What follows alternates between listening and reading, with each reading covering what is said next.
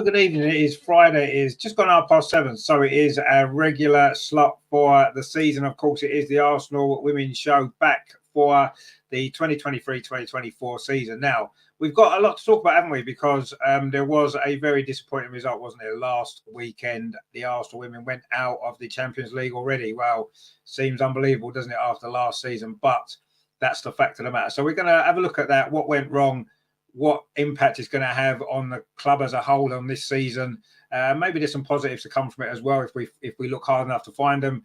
Of course, as well, it's been the end of the transfer window, ended last night. Some late drama for Arsenal, of course, getting a new player in, which we needed. So we'll look at the transfer window as a whole, what we make of it, the players that's come in, some of the players that's gone out, and everything else, and we'll look at that as well. And tonight, of course, 2 weeks' time, it is the start of the new WSL season as well. So we're not going to look at our actual first game against Liverpool yet. We'll do that on that week when the season starts. But we are going to look at the season coming up as a whole, our thoughts on what might happen.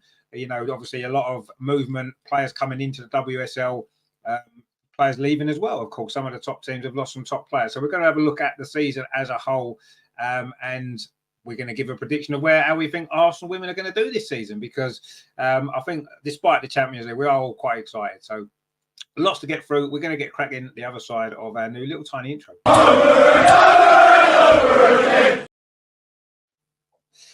And of course, joining us as always, it is Andreas. Amar, of course, is running late. We know Amar runs late. We don't care. We're used to it now. But Andreas is here, of course, on time as always. Andreas, good to see you. Have you had a good week despite the disappointment result that we suffered, of course, last weekend? Despite this disappointment, yes, my week was okay. Looking forward to discuss all these things that happened.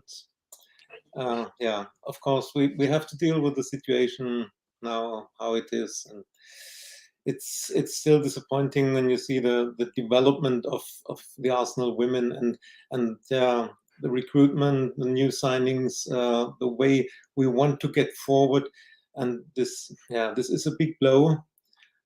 So I think we have a lot to discuss, but yesterday late evening or the night brought a new signing on deadline day, so the week ended with a more positive news. It did, yeah. I mean, it's been quite a difficult week, obviously, following that result. Now, I mean, before we get into the actual game itself and the performance of Arsenal on the day, I'm more kind of, I don't know, I feel maybe because we've got knocked out, it feels worse. But to me, the WSL is clearly, you know, the top league in Europe in terms of strength and depth. I think it is, you know, and it's certainly, if it's not the strongest, it's certainly in the top one or two of the strongest, isn't it, in Europe? So the fact that Arsenal, or the third place team in the WSL, whoever it happens to be, has to play 4 games alongside the likes of teams like Cork and Cochrane and people like this, that, you know, from the really weak leagues in Europe, it doesn't really seem a very fair system. Now, you could say that, well, that's tough luck for finishing third, and I'm sure a lot of people will say tough luck for finishing third, and that's what you have to do. But when there's only one European competition and not many spaces in that competition itself, it makes it difficult, doesn't it, for clubs like Arsenal and, you know, Man City as well, who have, you know, one of the big names in European football. So it seems, I don't know, I can't get my head around the fact that the English league, the WSL, such a strong league, their third place team has to go through a qualifying process, the same as countries like Ireland and Ukraine and weaker countries in terms of women's football. It doesn't, to me, there seems to be some sort of imbalance there somewhere. Should we have more spaces in the group stage or into the next round of the qualifiers, or do you think as it is fair? The competition, how it is now, is not the best for the development of the women's football. The development was faster than the changes in the Champions League. And if you see, Arsenal is out, Juventus Turin is out, and now in the next qualifying round, there will be either Man United or Paris Saint-Germain out. So these are really big clubs, big names, and why do we have only 4 groups in the group stage? Why not 6 or 8 groups like in the men's competition?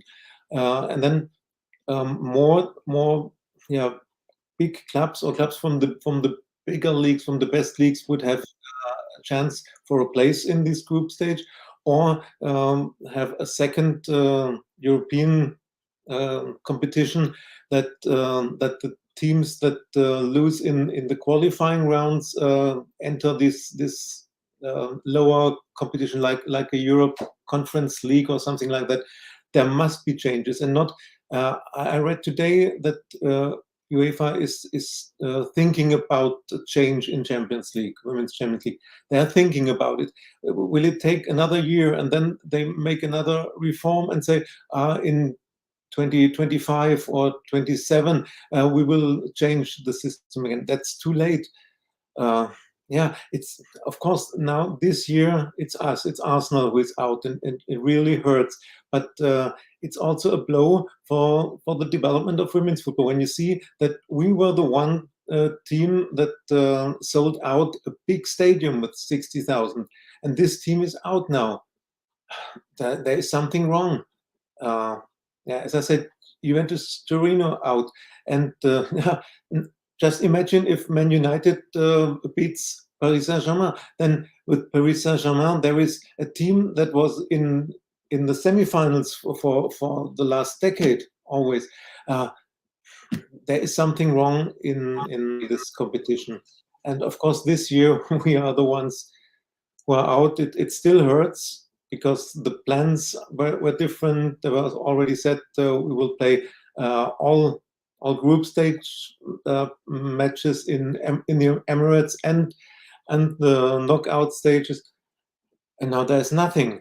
If we would have at least a Conference League or Europe League or something like that, with the third place teams from France, from Spain, from Germany, teams from Scandinavia also, this would be attractive. And now we have fallen back to the Continental Cup. It's a total blow compared to Champions League last year.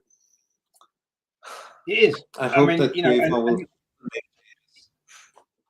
And the fact that we got to the semi-final, as you said, we sold out the Emirates in that game, and for us not to be in the competition this season, I think it's a massive blow, and I do think it does highlight, as you rightly say there, maybe the flaws in the competition as it is at this moment in time. It's not right, is it, when some of the best teams, it's the biggest clubs in Europe, there's not enough places in the competition for all of the big clubs to be in. And yes, you could say that, is that not better for the smaller clubs to get some of the smaller clubs to get the opportunity to be there? Yes, it is, and it's good for them, the ones that get there. But for the competition as a whole, the way women's football is going to grow is it grows by the best teams and the best players playing in the biggest game, doesn't it? That's how it's going to grow. And unfortunately, this year there's going to be some big teams not even involved in the group stage. Us, of course, being one of the biggest names not there this time. And yes, we can look at ourselves, and we will come on to the performance in a minute. But I just feel as well that the whole timing of the competition, the qualifying competition, so close to the World Cup final. And I don't think that the clubs that had a lot of players in the latter stages of the World Cup, as we didn't really help, did it? Because we'd only been training a week before we played the game against Linköping in the first game. And some of the players, as we saw, Leia Cadena, who we bought from Barcelona, wasn't involved because she was back later and she was getting back to fitness again and stuff like this. I think that all of that added together makes it a little bit, I don't know, I just can't get my head around the fact that we were playing such an important series of games so close to the final of the World Cup when a lot of our players were involved in that final weekend, with Sweden, with Australia, with England, and one with Spain, as we know, we wasn't there. So we had a massive disadvantage. And you could say that we're a much bigger club. We've got better players than Paris and we should win anyway. And yes, I kind of agree with that. We should have won. I don't think any doubt about that. It wasn't the best Arsenal performance in the end. But the timing of it as well it's not really ideal, is it? That they're almost asking for injuries, aren't they? We've seen so many bad injuries over the last year or so, a couple of years when you look back on other teams as well that's had serious injuries. And now they're creating this time frame where players are coming back from a World Cup. They've only just got a little holiday, back in training for a few days, and they're flying out to play not friendlies, competitive football. That's going to shape your season. You know what I mean? That's how important it is.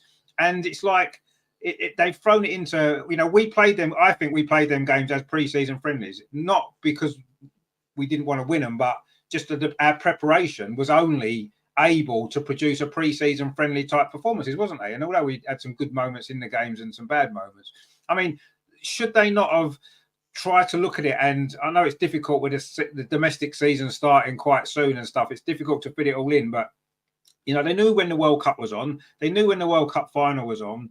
Should they have done more with this qualifying thing to have given everybody a little bit more time to get it done? Maybe even start the actual group stage later, so that we can get this qualifying competition played later as well. Would that not have maybe been an idea? I don't know whether or not the calendar would have allowed that, but surely they could have come up with something, couldn't they, to try and protect the players a bit more?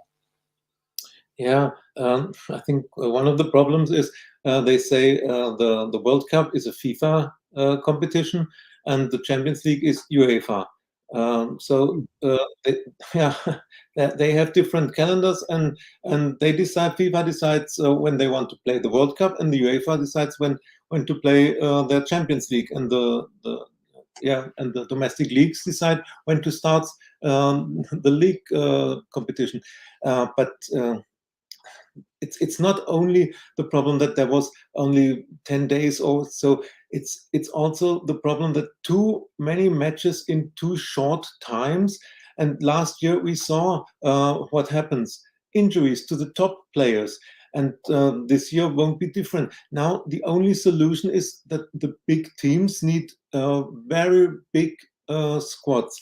And we saw this year in the transfer window. Even Arsenal now has a squad that is built for Champions League, and we are not playing Champions League. That's the risk. Other teams, like we discussed this in our German show, like Eintracht Frankfurt, they have a small squad that is only for the domestic league and for the domestic cup, and they went through the qualifiers. They have to play Champions League now. They don't have a squad for 4 competitions, but that's the risk. Do you invest enough money to build a bigger squad and say, hopefully we'll reach Champions League group stage? Or do you say, let's first reach the group stage and then let's see? The problem is it causes injuries. I'm sure that we will have another season with a lot of injuries, hopefully not serious injuries, and hopefully not at the Arsenal, but top players will be involved in this. If you see that the semi-finals, the final of the World Cup, and the match for the third place, it was on 19th and 20th July. There was no holiday, and what's more, it was in Australia, so you have to fly back from Australia. This is nearly a day's flight. You come back. You can't say I'm back on Monday morning, so I can go to training on Monday afternoon. It's impossible.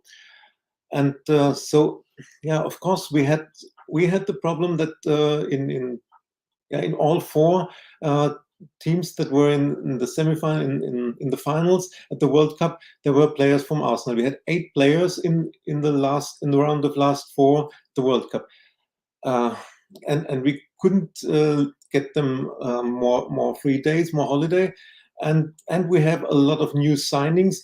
You can't say, as good as a player is, you can't say, now you have signed, you have had 2 or 3 training sessions, now you play together, you are such a good player, you know where to run and where your teammates are running, you saw them on TV a lot of time. No, you need training, you need to know how the others behave, where they make their runs, and where to play the passes, or the defense. Our problem was the defense in this tournament. You need more training sessions, and I can't understand that the people at UEFA or FIFA doesn't understand. Are they only looking for the money, and don't they have learned anything from last season? It's frustrating. I mean, it is. It is really frustrating, and yes, I suppose we're feeling a little bit more strongly about it right now because it's affected our club and our team, and we are feeling the full effects of it all. But these points are valid for everybody, aren't they? I mean, yes, we're affected by it now, as are some other clubs as well. But these are issues that are, for the long-term good of women's football, need to be sorted out. They need to be put right because it's ridiculous, really. That, I mean, you're absolutely right. You've got FIFA and UEFA, two different governing bodies running the two different competitions. Surely they can actually speak to each other and say, look, you know, we've got a little bit of an issue here. The World Cup's finishing late. You know, we've got these Champions League games to fit in. What can we do to protect the players? But they don't. And if they do, I don't know what those conversations are about. They're clearly only about money because they're not about the welfare of the players. They're not about what's good for the game in general, are they? It's obvious they're not, because they're not doing anything that benefits women's football in the right way. So yeah, there's a lot of issues over this, and I do think that things need to change in the future going forward, and hopefully they will. But yeah, like you said before, it's not something they're going to bring in straight away, because all these things, for some reason, we have to wait 3 or 4 years for changes to happen. When I don't know why that has to be the case, because changes need to happen. Let's make them happen now. Why do we have to wait? Let's get it done. But yeah, I mean, you're totally right about the team having to gel together, because, you know, we had some new players, our defence in particular, which was the issue. Like you said, you know, we've had to, you know, we've lost Leah Williamson for a long period of time. Obviously, Rafaela's gone back to America, so we've lost her, and she was such a key player, and we've basically had to start again. You know, Amanda Illistat came, and I thought she played well in both games, actually, and I think she's going to be a good signing. We'll come on to the signings in a minute, but you're right. It's more of it's a unit, isn't it? A defensive unit, not individual players.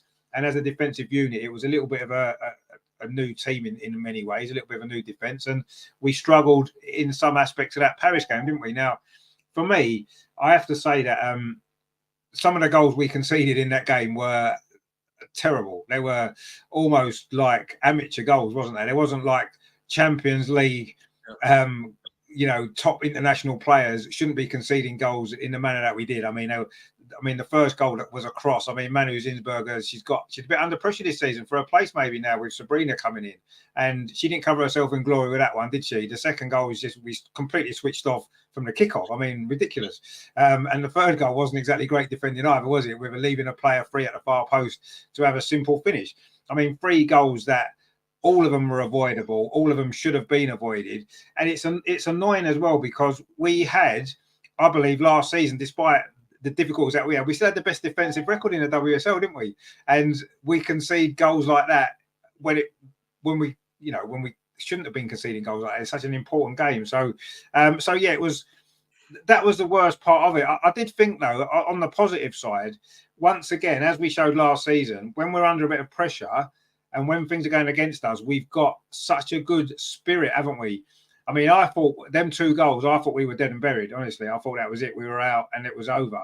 So to come back in the way that we did, and then to do it again in extra time, going behind again and still coming back. I mean, I think we've got to take, yes, there was a lot of poor mistakes and not great play in that game. But I think we've got to look at some positives. And I thought, once again, that spirit, I think that's going to really hold us in good stead for the season, is it? Because we're going to have difficult moments. We're going to be behind in games. We're going to find it difficult. And again, we showed that we've got something special there, haven't we, with this group of players, that they can produce those comebacks. And we've done it before. And it almost came off for us, didn't it, in the end, in that game, where, you know, against all the odds. I mean, that's got to be a positive, hasn't it, from it all, really, the way that we came back into that game twice. Yeah, that's positive. Of course, you can't concede 2 goals in 2 minutes in such an important match. I can't understand what happened. The first goal was a typical Manu Zinsberger goal, high cross. It was just meant as a cross, but the ball was coming high in the 6 yards box or closer to the goal, and too often she doesn't know what to do, and but well, this happened, and then you're 1-0 down. Then regroup, start anew. There's still 30 minutes time or 35 minutes time to get the equalizer. No problem. But what happened then? we lost the ball immediately, and we were standing too high in the defense, and there was one pass, and we were totally open. This goal shouldn't happen. But if you have a new defense, and then these things happen in friendlies before a season. But as you said, it was not a friendly, but it was one of the most important matches of the season. Terrible. But then to have the comeback and have the equalizer, the late equalizer by Jan Beattie again, I think everybody was reminded to the Wolfsburg game. But then all things were on our side. The late equalizer, the psychological moment was for us. We go into extra time, and then normally we should be the team that presses for the third goal. And what happens? We concede a third. Also bad defending, and then once again this group of players, they stand together, they show resilience, and we get the equalizer again. So one positive thing, of course, is that Alessia Russo got her first 2 goals for us. That shows how important she will be for us this season. All the momentum again on our side when we go in the penalty shootout. We were the team that came back a second time, that made the equalizer. But once again, I don't know. The minds, it was too much pressure maybe, and for the Paris players, it was the 1 in a million chance to go through, to beat a big team. And for us, I think the pressure was, with every penalty, the pressure was higher and higher. And as I always say, losing in a penalty shootout is not really losing a match. It's just luck or bad luck when you have to go to penalties. This time we had the bad luck. Yeah, we did. We did. I must admit, I wasn't overly confident about the penalties before they started, if I'm honest, just because, I don't know, I never feel that confident when it comes to penalty shootouts anyway, because I've seen my team lose plenty over the years, so it's never great. I just didn't feel that.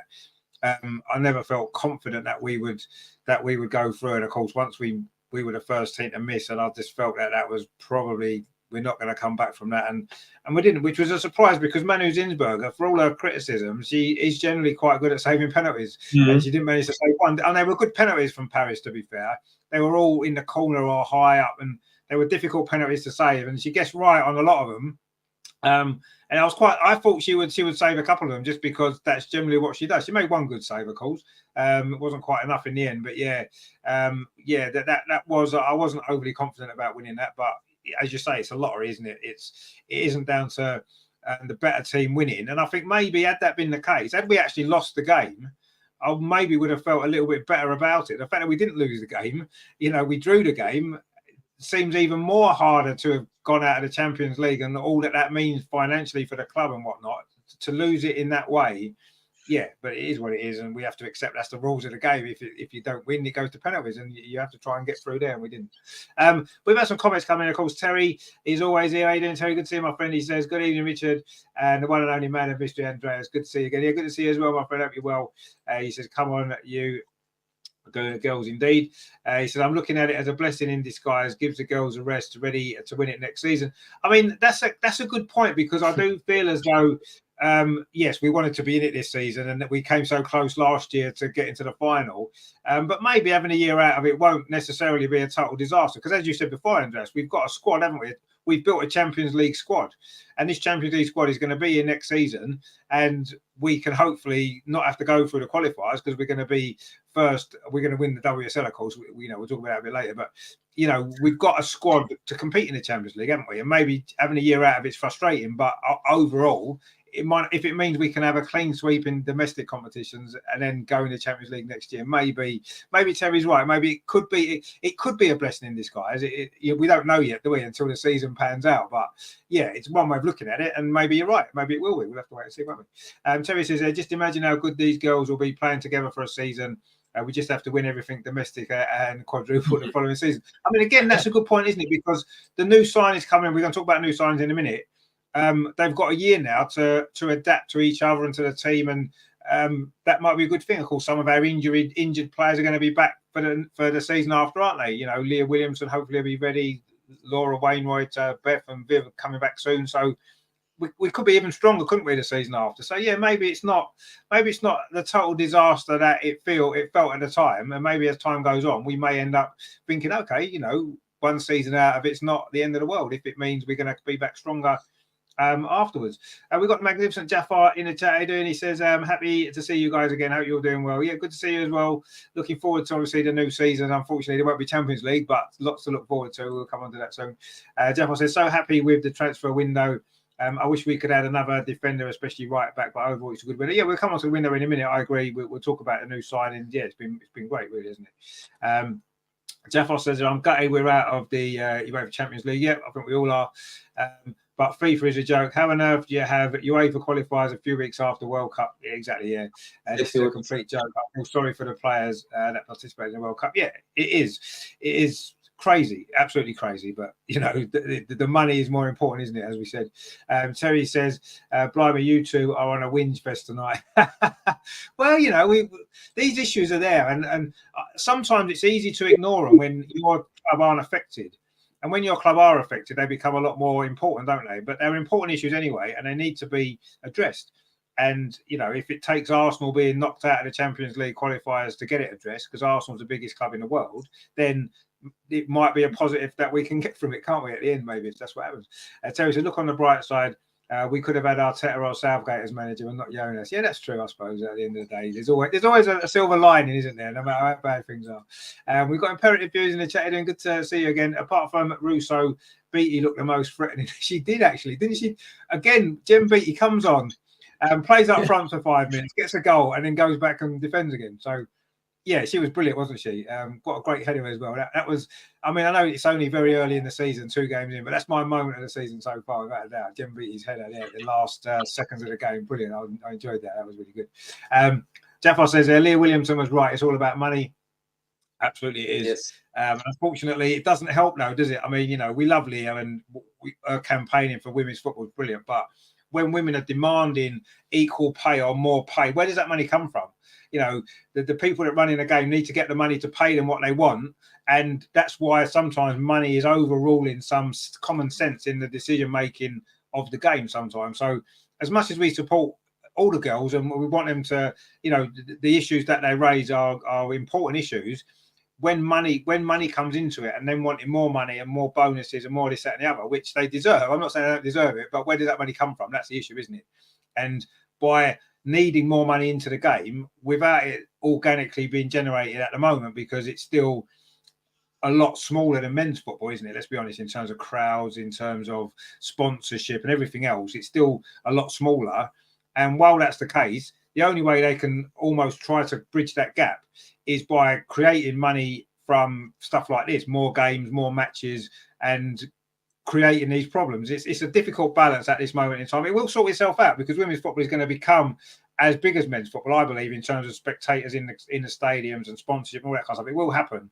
It's just not going to happen now. It's going to take time because it's got a lot of catching up to do. And it's only just really started, hasn't it, in the last 3 or 4 years. So we just need to, I think some of the players as well need to maybe understand and people that are pushing for equal pay and this, that and the other, it can't happen until the money's being generated by the sport naturally.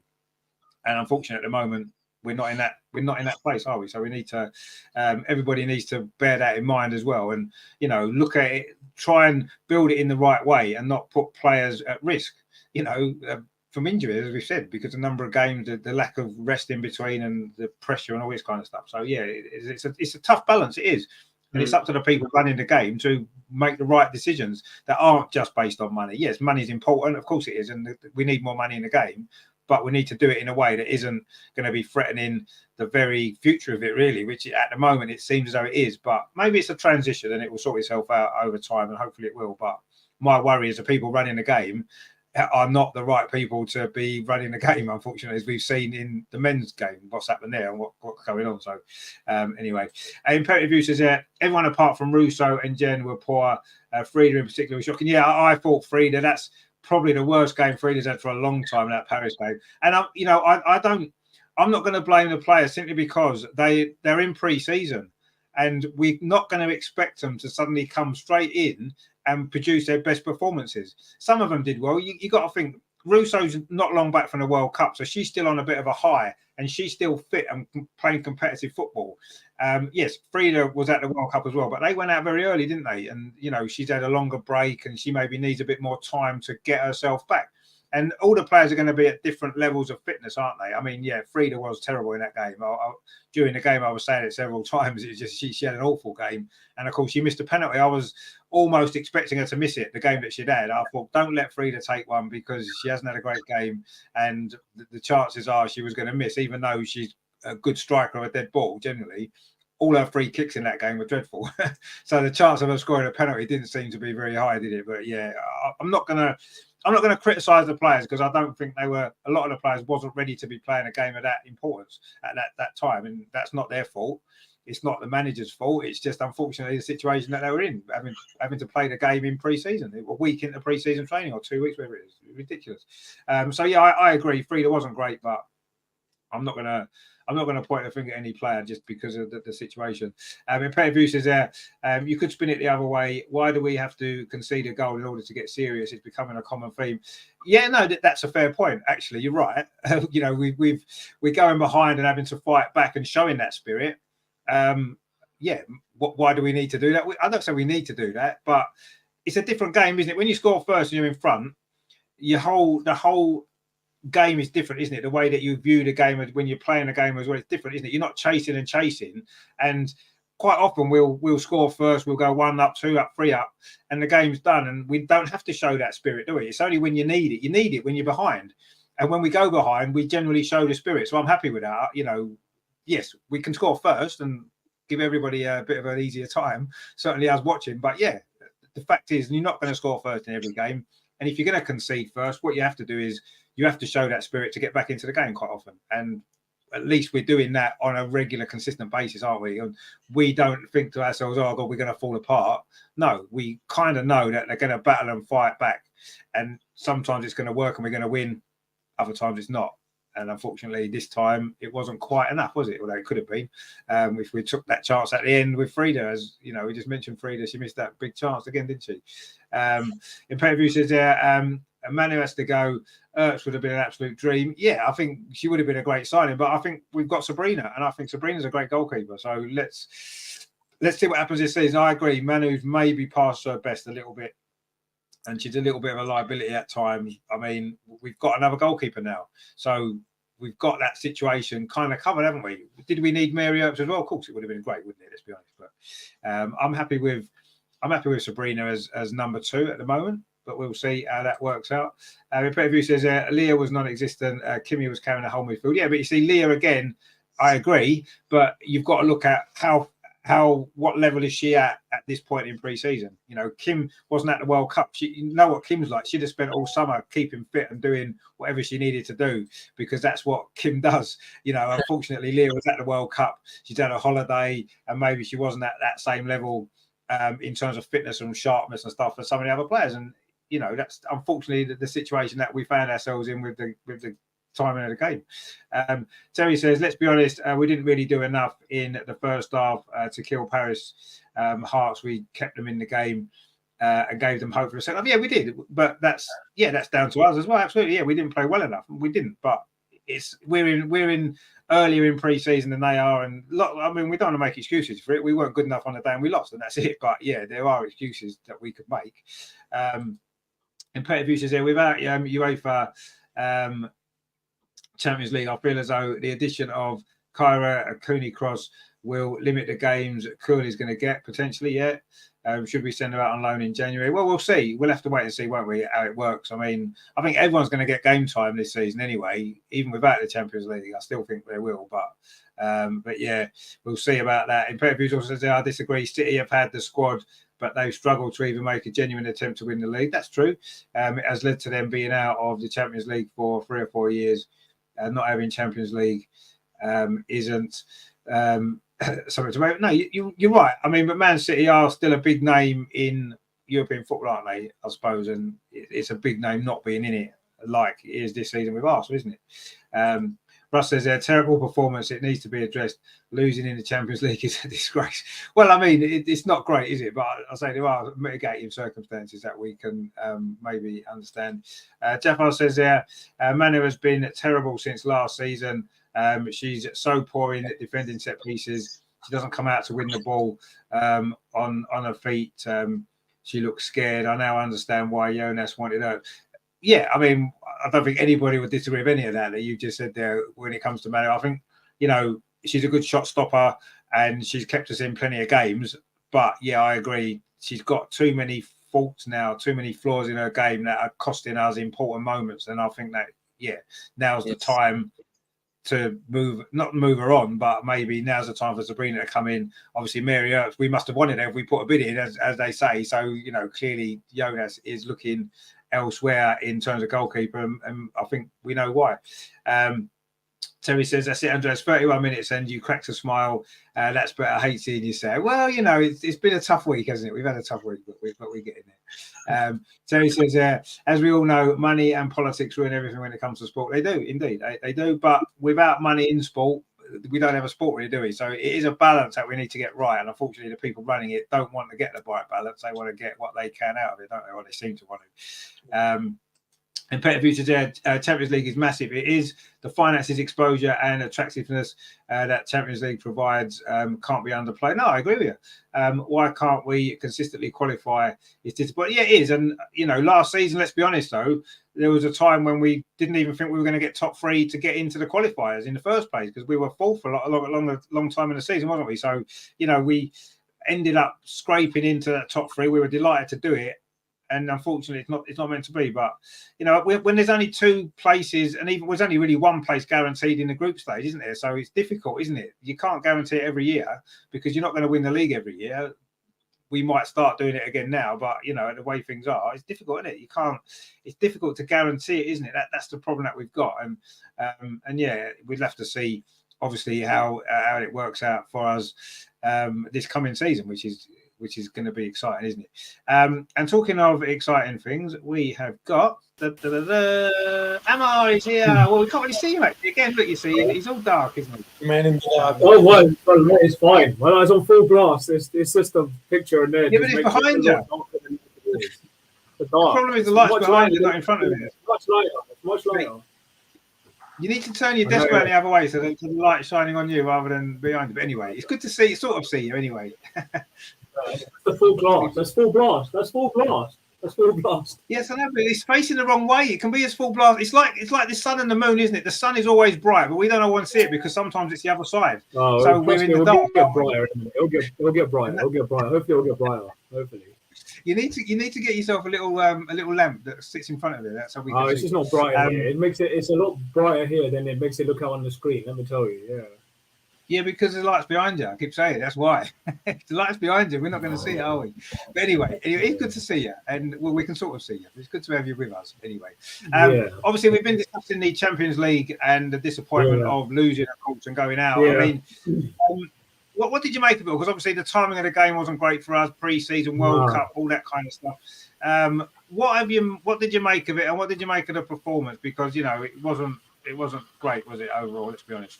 Yeah, I mean, we expected to be Lynn shopping as we thought. We beat them comfortably. Again, it could have been like 7 or 8. That was comfortable. But yeah, I mean, I don't know. Maybe you took Paris for granted. We had chances in that game. I mean, I only watched the highlights on YouTube, and I mean, some of you can excuse it for being rusty. I mean, to have a qualified 2.5 weeks off the World Cup, and you think I actually was reading an article in the Mail the other day online saying, "Oh, Russo 1 week after she landed back in the UK was back in training."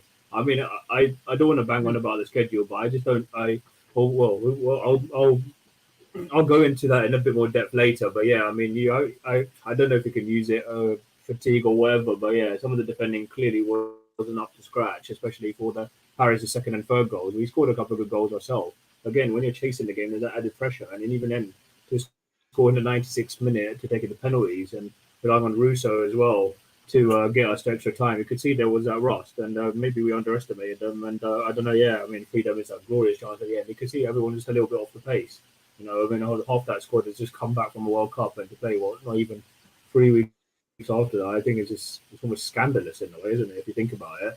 And yeah, they don't. So I just want to touch on it briefly, but the schedule, and you think they're adding, excuse me, they're adding the Nations League as well. And you factor it actually in. If you had the Champions League, Nations League, Conti, okay, maybe not Conti Cup, and you're almost playing almost every weekday almost if you had that either for your country or your club. So I know as disappointing as it is, it might benefit us in the long run, which was what the lady in the Mail was saying. She's a very good journalist, Catherine Bate, I think her name is. She's very, very good. Yeah, she was saying it might benefit us in the long run because, you know, at least, I mean, okay, Nations League won, the Australians wouldn't have to play in that, but the Europeans might. So, I mean, again, it's going to play a welfare. Our squad is going to be stretched to the limit. So it's good that we've got a bit more depth now. But again, you question the scheduling and where all this, so whoever mentioned the money and politics is absolutely right. It's just that you question as well why so many female footballers are suffering serious injuries. It's just not being held. They're not being helped. They just want the demand on them is huge for club or country, and their welfare is just not being cared for. And you begin to think, okay, yeah, what can be done about it? But I think they just wanted to play more and more games, and it's clearly not helping some teams in the long run, really, is it? No, it isn't. And as we said before, I think there's going to be a lot more injuries coming over this season. Hopefully not to us this time. We've had our spell, but there's going to be injuries. There's no doubt about that. I mean, in terms of the Nations League, I mean, yes, I agree it's an extra game, but I'm actually going to the game on Friday against England against Scotland, so I'm kind of looking forward to it. So I'm kind of glad it's the Nations League now. Oh, that's next Friday, isn't it? Oh gosh, yes, it's next Friday. I forgot. Yes, that's next Friday. It's next Friday, yeah. England against Scotland. It's going to be good actually. But Sunderland, yeah, right? I mean, it is extra. Sunderland, yeah, it's at Stadium of Light. Yeah, the Stadium of Light. Yeah. Is that the Stadium of Light? Which is quite ironic, isn't it? Stadium of Light, when you need a light to lighten you up. So maybe you should go to Stadium of Light. Yeah, there's also one in Lisbon as well. I don't know. I need to go to my room. I might actually go upstairs to my room in a minute. It's only bright up there. I might just switch my room in a minute. But yeah, maybe it's slightly. You were saying about the Nations League. Yeah, I'm just enjoying it because I'm going to enjoy it because I can actually be at the game. So I'm quite looking forward to it, even though it's extra games that we can do without. You're right. And yes, coming as it does in what is still pre-season. Again, it's a competition in pre-season, which seems ridiculous. But anyway, it is what it is. And I'm going to enjoy Friday. As Ryan from the Mr. Arsenal podcast says, then a ring light is needed. Indeed, it is a ring light. That's what you need. A little ring light that will sort the problem out. And then it doesn't matter where you are. We'll always see you, which is good. Well, see, it's brightening up now. It's actually the background is brightening up. No, it isn't. Yeah, the room's brightening up, but you're not brightening up because the light's behind you. We keep saying. All right, I'll tell you what. I'll leave for a couple of minutes. I'll come back. I'll come back in 2 minutes. Right, come back. No, sorry, I don't want to create a fuss. I'll go into my room. I'll leave in and I'll come back in 2 minutes. Allow me back. Right. Okay. Well, we're going to. He does need a ring light. Ryan's right. A ring light's what he needs, and he can be anywhere. Then, and I've got a ring light, and it works perfectly. But anyway, there you go. But that's Sam. I'll be back in a minute, hopefully with a little bit more light, so we can actually see him a bit better. Because he's a nice chap. We want to see him. But no, I mean, obviously, the same issues are there, aren't they? The scheduling and the games, the number of games and whatnot. But yeah, I mean. The Nations League is a bit of a pain, I agree, but I'm going, so I'm going to enjoy it. And it is England against Scotland, and we do like beating Scotland, as I'm sure we will do. But we'll worry about that next week.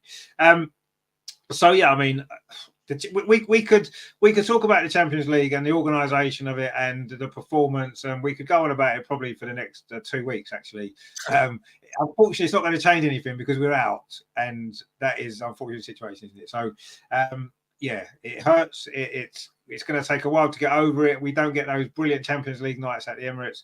And hopefully they might throw in 1 or 2 more WSL games at the end. Do you think they will, Andreas? Do you think because we're losing those 3 games, do you think they might throw in another 1 or 2 WSL games to make up for it, or FA Cup game maybe? Yeah, maybe FA Cup or semi-final of Conti Cup if we reach this. Yeah, probably. Yeah, it will be important to keep the marketing going and advertise for the matches. Before the Champions League qualifiers, I said in our German show, we already sold 40,000 tickets for the first match against Liverpool. If we qualify for the next round in Champions League, I'm sure we can sell out the Emirates. Now I'm not sure. It will be important to keep the marketing going and to get people in the stadium and show them how good the level of the game is. What you said, I agree that Frida had a very bad match, and so I think they had their bad both. They had their bad matches for their worst matches for a long time, and if you think of all the time Wally is at the Arsenal now, I think she had 4 or 5 games in which she was not good or extremely good, and unfortunately this was one of them. Maybe this convinced Jonas and the responsible people to make the deal with Kyra Kunikwas and say, yeah, we need someone to rotate at the holding midfield position. I'm impressed that she came, although she knows she can't play Champions League. That's a good sign that the players are convinced the project is growing and there is something worth coming to North London. Yeah, no, exactly. Yeah, I mean, there's always a danger, isn't there, when you're not in the Champions League, that you're not going to attract the quality of player that you want. But the fact that she still came anyway, I mean, I think we've obviously spoken to her probably before the Paris game anyway. I would imagine we probably did. But anyway, regardless of that, you're right. She still made the decision to come. So she must have seen something. She must be impressed with what's happening at the club and everything else, as we all are. And, one season out of I mean, she's only 21, so she's not maybe that worried. One season out of it's not going to be a problem if she's in it for the next 5 or 6 years after that. Not a big deal. Some of the older players might feel a little bit more personally because, they might have as many more chances later on. But yeah. Anyway, we've got to put some light on the situation. How much better is that? That's much better, isn't it? That is much better. It's good to actually see you now. We could hear you before. And don't worry, I'm not wearing blue because I've switched alliances. I'm still very much red. Good stuff. That is good to see. So, but yeah, so I say, the Paris game is disappointing. The Champions League is disappointing. I mean, just quickly on that, Amar, do you think that because we don't have the 3 group games now for the Emirates, do you think they might throw in another game or 2 in the WSL or one of the cups instead to give us extra games there or not? Yeah, I mean, we've got the 5 game scheduled, haven't we, at the Emirates now? It would have been a shame to not build. It was such a shame to build on last season when we sold out. And but in a way, if I was saying earlier, when I looked at the draw, I didn't actually know the draw was today. I know I don't want to go off topic, but I mean, it's good we didn't have to face Wolfsburg for the 3rd straight season. Although it would be funny if Paris were having beaten us, but then going to knock them out. Could you imagine what that would be like? But, yeah, that would be good. That would be funny. I mean, I can't imagine Andreas would be laughing if Wolfsburg was knocked out by Paris. But I mean, let's see. So yeah, it would be funny. It would create extra revenue to maybe host another one. So we've got the 5 games. I mean, Conti Cup possibly not being a weeknight, so probably best to keep that Meadow Park unless maybe they get to a quarter-final or semi, and we know the final being a neutral ground. But I mean, FA Cup is possible if FA Cup is possible if they progress again into the later rounds and the kickoff times are a convenient time for everybody. So I mean, yeah, they could do that. But I mean, not hosting City at home, especially in Emirates, is a bit of a surprise for me. So I mean, they could look to maybe move 1 or 2 league games. But yeah, let's wait and see what happens. Yeah, I think there's an opportunity now. I mean, in a way, yes, obviously the revenue from the Champions League is important, isn't it? But when you look at it, the group games in the Champions League last season didn't have big crowds, did they? Some of them were really low, 5,000 or whatever it might have been. So it's not like we're losing. And maybe playing those games at Meadow Park actually would be more of an advantage in a smaller ground with a bigger, more full stadium. Might have been an advantage anyway, but yeah, we've lost those 3 games. It would be nice if we at least get one of the cup games is played at the Emirates as well. An FA Cup semi-final or something, or a Conti semi-final or something like that. Would be good. But let's see what happens anyway. I mean, it is what it is, and if we have to play more games at Meadow Park as a result of that this season, then so be it. We've got a great record at Meadow Park, so it's not the end of the world. It's a lovely stadium, and we love playing there. But yeah, the big games in the Emirates, as we saw last season, unfortunately, we're going to have to wait a bit longer for them, aren't we? I think in Europe, certainly. Ryan says the draw was made today and Paris got Wolfsburg. We just said that, well. So what we've got to do then, because as Imperative Views rightly says, can't have United playing the Champions League this season. So actually, we've got two Paris teams to support them, haven't we? We've got PSG and Paris FC to support in the next round, because it'd be nice for Wolfsburg and Man United. Oh, if Manchester United get into the group stage, but then they'll have extra games, so then it helps our title charge even more. So I wouldn't mind if Manchester United win that. Honestly, it will help our title charge. That's a fair point. That is probably a fair point. But it's Man United. They were laughing at us for losing, so I don't want them to win now, just because it will serve them right. Really, laughing at us getting knocked out, wouldn't it? Really. Anyway, there you go. But yeah, so I say the Champions League was disappointing. We're out. We can forget that now. That competition now doesn't exist. So we've got other important competitions to worry about. And to help us with all those other competitions, we did have what I think was actually a really, really positive transfer window, which of course finished last night with a great new signing, as we've talked about briefly already. I mean, Andreas, overall then, the transfer window, we've brought some great players, haven't we? Let's be honest. Exciting times, isn't it, really? Yeah, our best transfer window for years. I think if we would have got a cover for the right back position, then I'd say we had a perfect transfer window. So it's maybe 8 out of 10 points for the transfer window. But we strengthened our attack. This is really great now. The possibilities Jonas has, attacking line, and we did. Finally, we did something for the midfield, but was really needed. I said before that we need a backup for Wally, and normally would have needed a backup for Noel. So one injury to one of them could have caused real problems. So it's good to have a young backup now for Wally. I think this was a very important step. And let's see the centre back situation. Amanda had a really good World Cup, but she has to fit in and build this partnership with Lotta. This will be important, and hopefully Noel will go through at least the first part of the season without injury. And our attacking line with Alessia and Chloe, this is threatening for every opponent. And we saw this in the Champions League qualifiers. Although we are out starting with Alessia and then bring in Stina, and the next match starting with Stina, bring in Alessia, scoring 2 goals. These are possibilities we didn't have for years. Just to be able to bring quality from the bench, or just to see what is our next opponent, what's their style of playing, and then reacting with the starting lineup. This is really great possibilities, and very good transfer window, nearly perfect. Very good.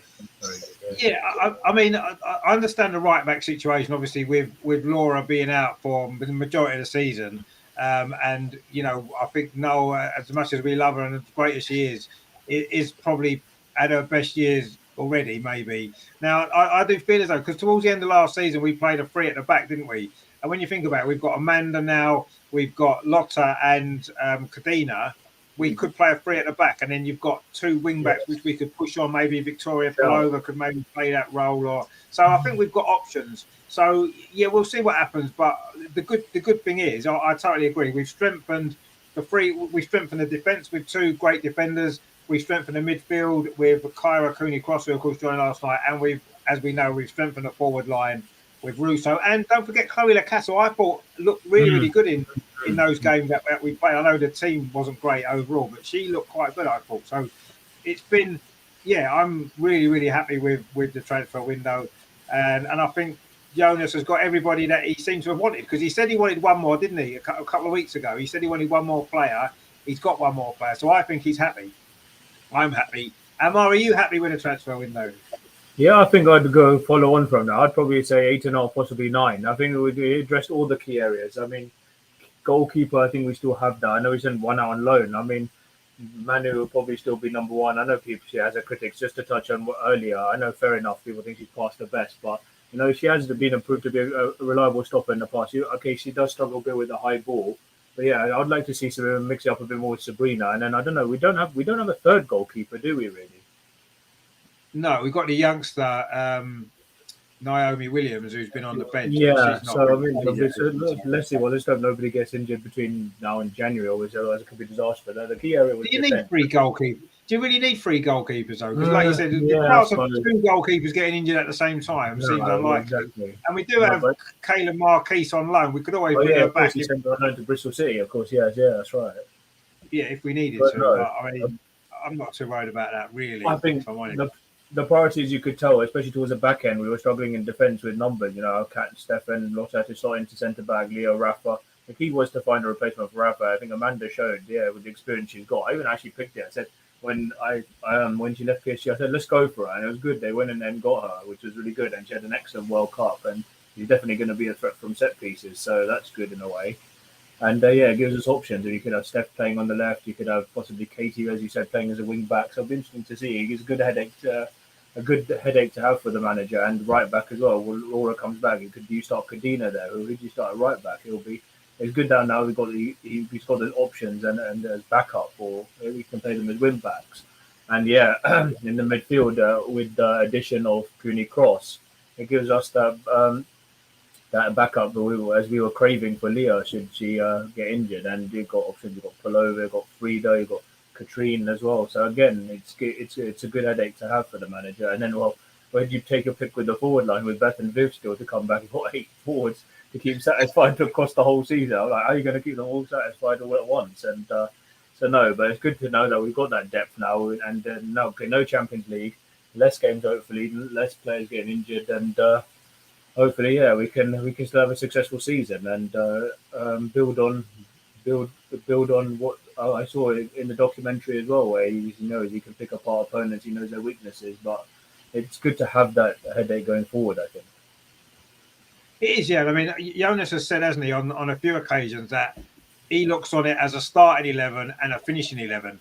And now in any game, we can make we've got so many different options that we can change the front line completely if we wanted to. We could almost change the defence almost completely. And now we've got options in midfield. Like you said, Vicky Palova, we've got Katerina Cole. Now we've got Kyra Cooney Cross. And I mean, I think that she's going to be a good sign. And I know that where are we? There's a comment there I saw before from Magnificent Depot says, guys, can talk about Cooney Cross.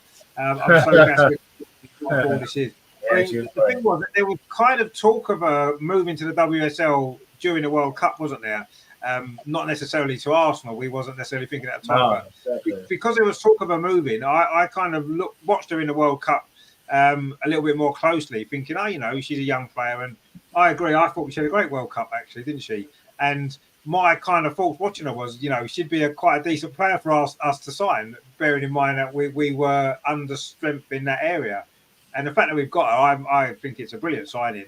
And when the news was kind of breaking a little bit yesterday, wasn't it, that there was a strong possibility that she was coming to London for a medical and this, that, and the other, I was like, wow, this is what we needed. And now, you just went through all them players there, Emma, that we've got, and it's like this squad now that we've got is incredible, isn't it? What strength and in depth that we've got now. I mean, yes, we don't want to have the injuries that we had last season, anywhere near that many serious injuries, but if we do suffer some injuries this season, we've got cover for most alternatives now, haven't we? We're not. I don't think we're going to be in a situation where we were last season, where we were scratching around, playing players out of position and trying to get a team together. Almost, it seemed at times, didn't it? Towards the end of the season, we're not going to have that this season, are we? Now, because the strength and depth that we've got, the quality of player as well. You just think, wow. I was writing down all the players that we had the other day, and I'm thinking this squad here is just, yes, being out of the Champions League is disappointing. We could have competed in the Champions League with this squad definitely this season and gone a long way, maybe gone all the way. But we can now focus all our attentions now on these 3 domestic competitions that we've got to go at. and we are going to be.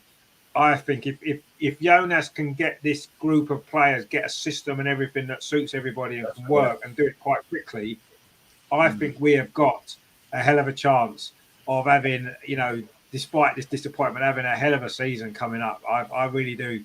I think we're going to be pushing Chelsea all the way for the title this season. I really do. I think they are going to be looking at our squad, and they've lost some key players, haven't they, Chelsea as well? I know they've bought a few players as well, but I don't know. I mean, Andreas, looking ahead to the season, it does start 2 weeks tonight, isn't it? The first WSL game is 2 weeks tonight, isn't it? So it's coming round quite quickly. Sunday the 1st, yeah, there's on the Sunday, yeah. So our game's on the Sunday, but there's the game on a Friday night, isn't there? The opening game of the season. As well. Oh, sorry, is it? No, sorry. I thought he was referring to the Manchester United game. That's on a Friday, so maybe we'll have to host the show on a Thursday or something. But no, I don't know. Yeah, on a Friday. I don't know. Sorry. Yeah, the opening games to the season is 2 weeks tonight, isn't it? So the season's starting very soon, and. I'm very, very, I must admit, despite not being in the Champions League, I'm so excited for this season because, as we said, this squad that we've got now, and you're looking around, yes, other teams have strengthened as well, haven't they? Aston Villa are a bit dark horses this season, I think. I mean, Andreas, what are you making of this season? The WSL in particular, because we want to be winning that title this year, don't we? We certainly want to be going at it with Chelsea or whoever else, but what you've made of what the business the other teams have done in terms of strengthening or maybe not strengthening in some cases. How do you see it playing out in this season? Because I say Aston Villa look as though they've made some very, very clever signings, haven't they? Yeah, they are building something at Villa slowly, but every year they are strengthening their squad, and I'm sure they will be better than last season. They will be a threat for the Big Four. And it's possible that Villa is playing for a Champions League spot this season. For me, still Chelsea is the team to beat. They have a very, very strong squad. Of course, they lost Pernille Harder and Magda Eriksson, but look whom they brought to the team: Maya Fischel and Katarina Macario, Ashley Lawrence, Jochen Nüsken. They added a lot of quality. It's typical Chelsea, buying everybody and then let's see whom we need. They signed Nikki Evra and Hannah Hampton as third and fourth goalkeeper. Now Nikki Evra had to go to Brighton when she signed for Chelsea. I don't think that it was in her mind to play for Brighton. And the same is with Hannah Hampton. Did she sign for Chelsea to sit on the bench? Sometimes I don't understand their transfer politics, but they are still the team to beat, and they have a grown team and the experience. They know how to win the big matches. The last seasons, every season when it came to the final third of the season, Chelsea was winning everything. Because they are used to winning and they know how to do. But we will chase them from the first day. And I can't wait to start the season. I'll be at the Emirates for the Liverpool match. And hopefully we'll start with 3 points. And we know how difficult it can be against Liverpool. Last season, Liverpool started with a 2-1 against Chelsea. But United has done some really good business. Of course, they lost Ona Batje and Alessia Russo, but they brought in a lot of players, especially yesterday on deadline day. Gabby George, names, but 3 players they signed. They strengthened the goalkeeper situation in expecting that Mary could leave in January or at least next summer. I think United did good business. I'm a bit disappointed about about City in this transfer window. They only brought Giroud in, but who else? Of course, they had a big turnaround last season. It took time to find themselves as a group and keep going. But now bringing only one quality player, they finished fourth. They lost against Villa. they drew against Villa, and I True. think they drew against Lost to Liverpool. Liverpool. It cost them the Champions League spot. I think City could struggle this season, and maybe Villa is stronger than them. Let's see. For me, as I said, Chelsea is the team to beat, but we will chase them. United will be very strong, and then the next level is for me Villa, and then City. But it will be an exciting season, and as I said, I Yes, can't Liverpool. wait to sit in the Emirates in 2 weeks' time and watch the start of the season with all our great players and new signings. Yeah, no, it is going to be exciting. I mean, my kind of, well, I say I'm not worried about it, but my worry for Chelsea is the fact that one of their strengths in recent years has been the consistency in their team, and losing those two key players. Yes, they brought in some good players, but sometimes that takes time to adapt, doesn't it? You know, we've seen it happen with players that we've signed. It doesn't always happen straight away, and we saw it last season when they bought that defender. Harrison. Buchanan. No, Buchanan. Buchanan, yeah, Buchanan. Oh, okay. And she struggled, didn't she, at the start of the season a bit for Chelsea? And sometimes new signings can struggle, can't they, to begin with? And when you've got key players that you replace with new players, I think that's a risk for Chelsea a little bit. I mean, they're still a very good team. They know how to win. They've still got some great players, of course, and they are going to perhaps be the team to beat.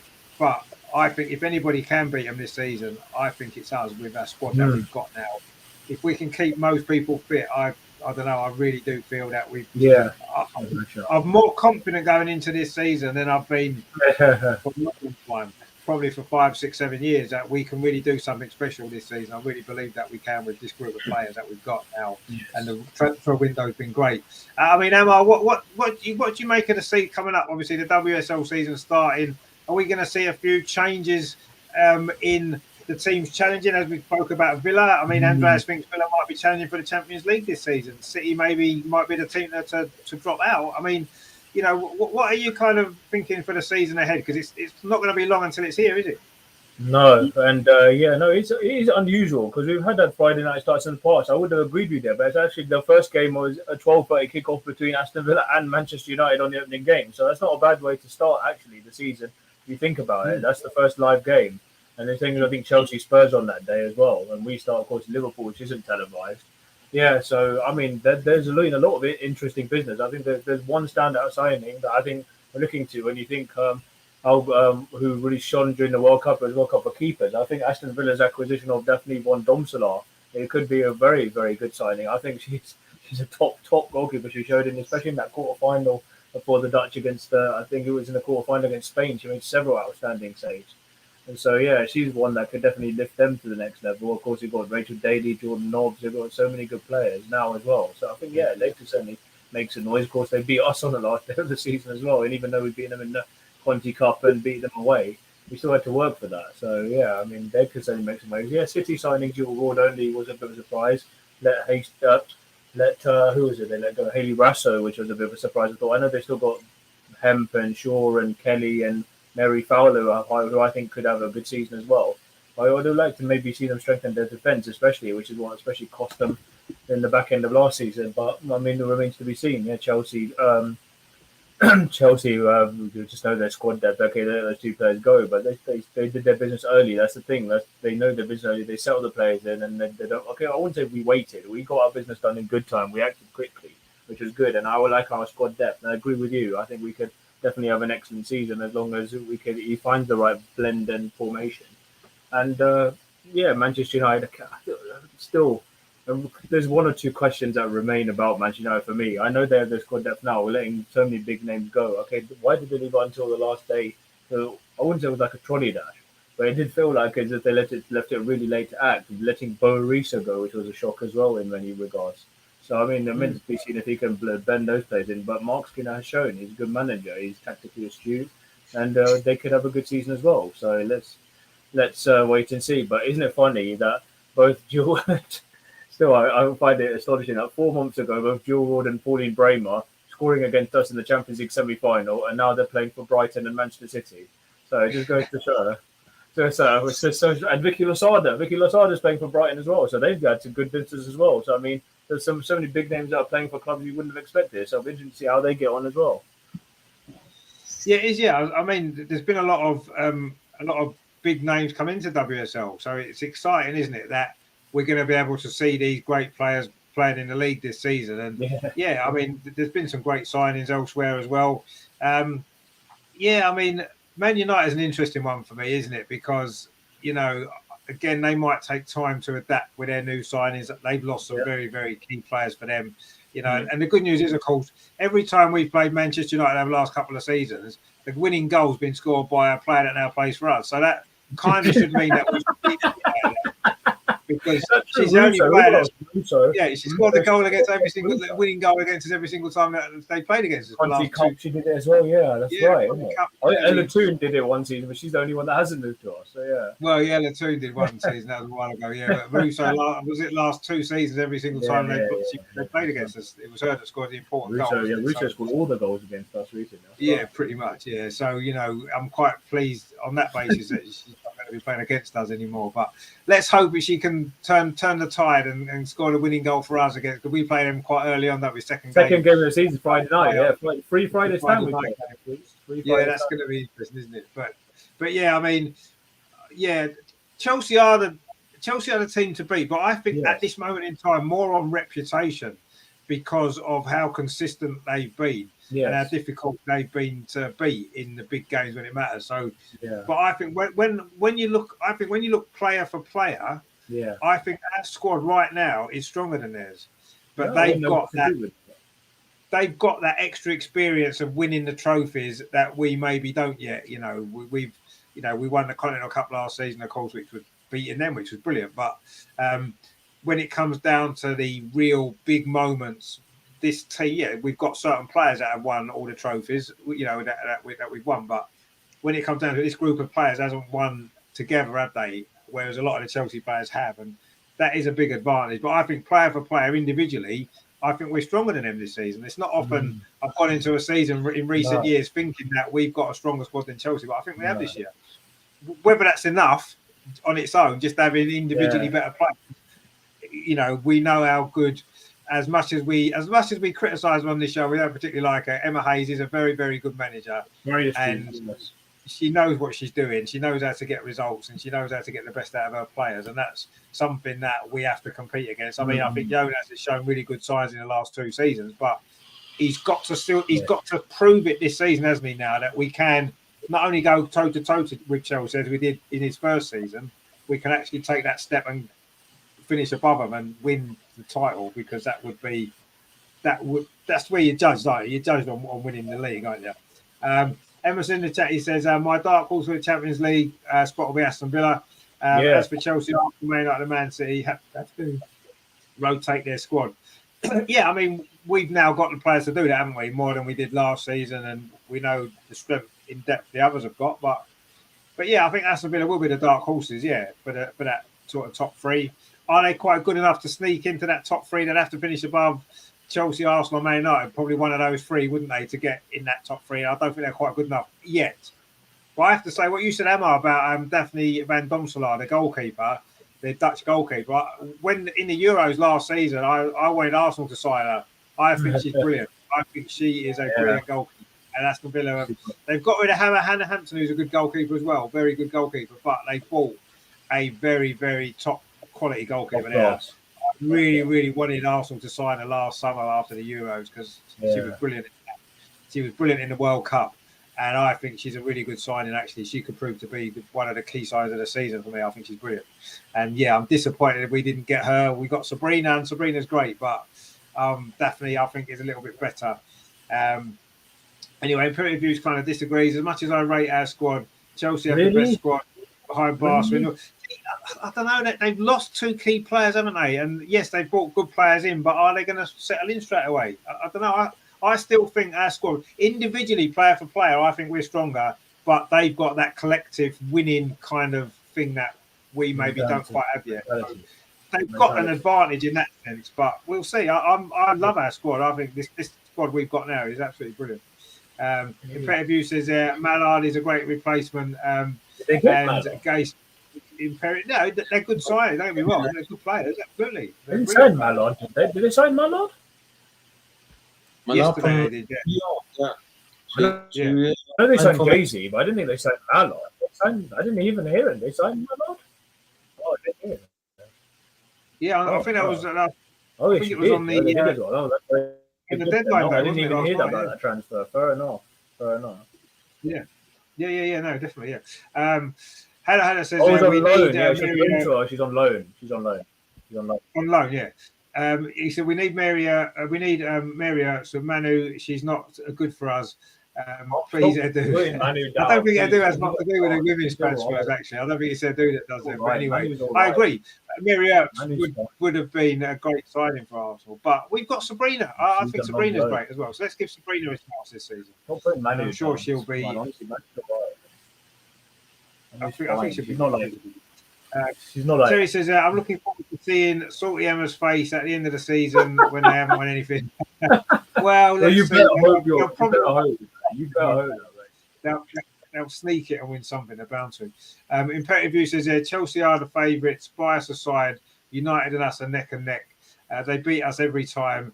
With Russo and Honor leaving, we can't let that lot beat us. No, I say without Russo to score against us, what can they do? Nothing. Do you know what I mean? They've got no one else who can score against us. So that's the only reason why we bought Russo, I think. So just so we can beat Man United, because to stop us scoring against us. That was good. That was good signing out for that reason.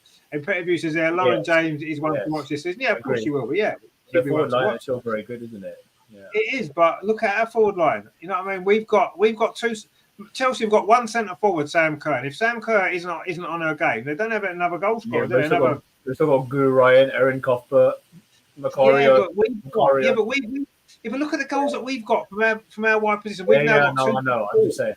We've got two centre forwards. Chelsea have got one.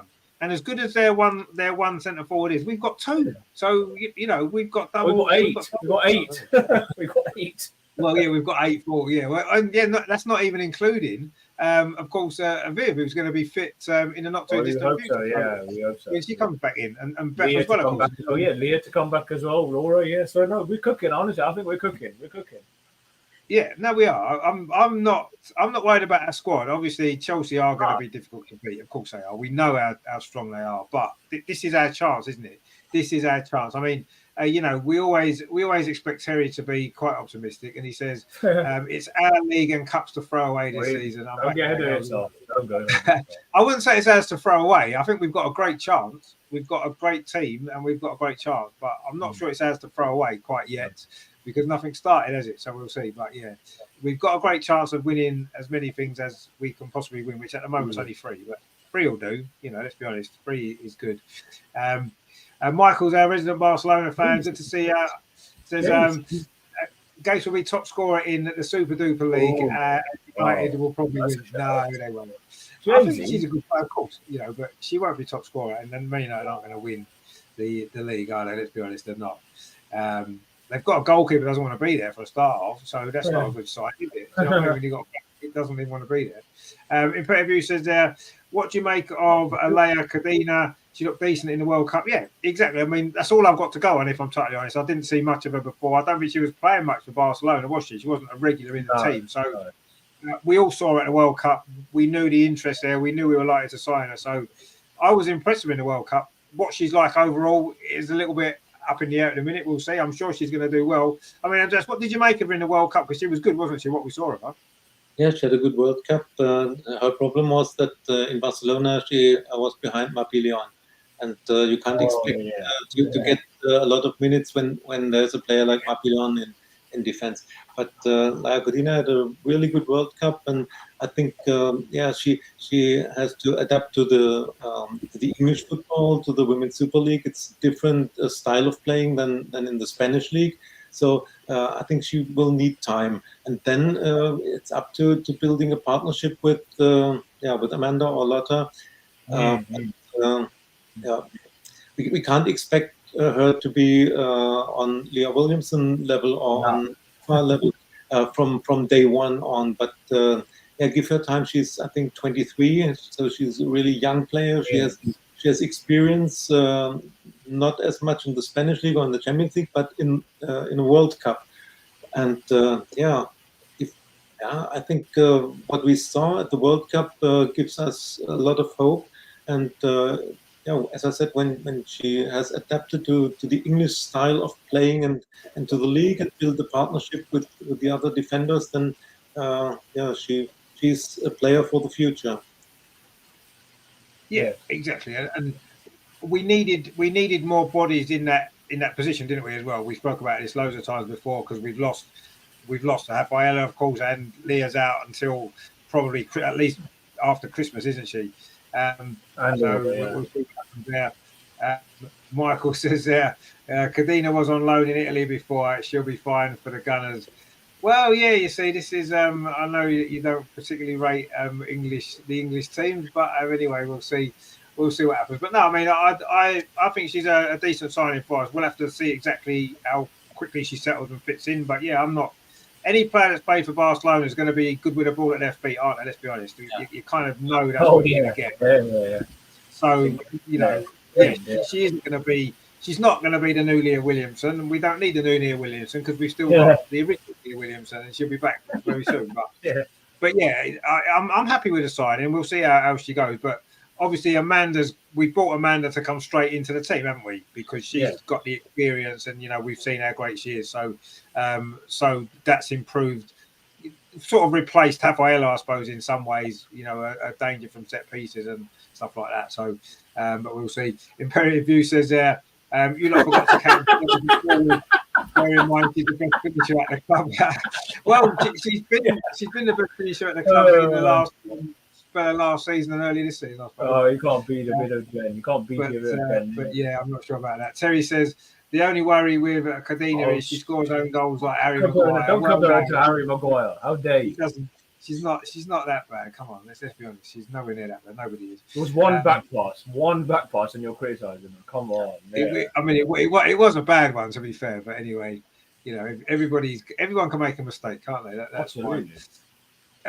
But no, I mean, I think she's going to be decent when she settles in. And I don't think, like we said, she's not going to come straight into the team and start from the beginning, is she? She's not going to start at the beginning of the season. I think it's looking for me like it's going to be Amanda and Lotta, isn't it, as the two centre backs at the start of the season, which is fine. I'm not particularly worried about that. I thought Amanda looks very, very good. I'm happy with that.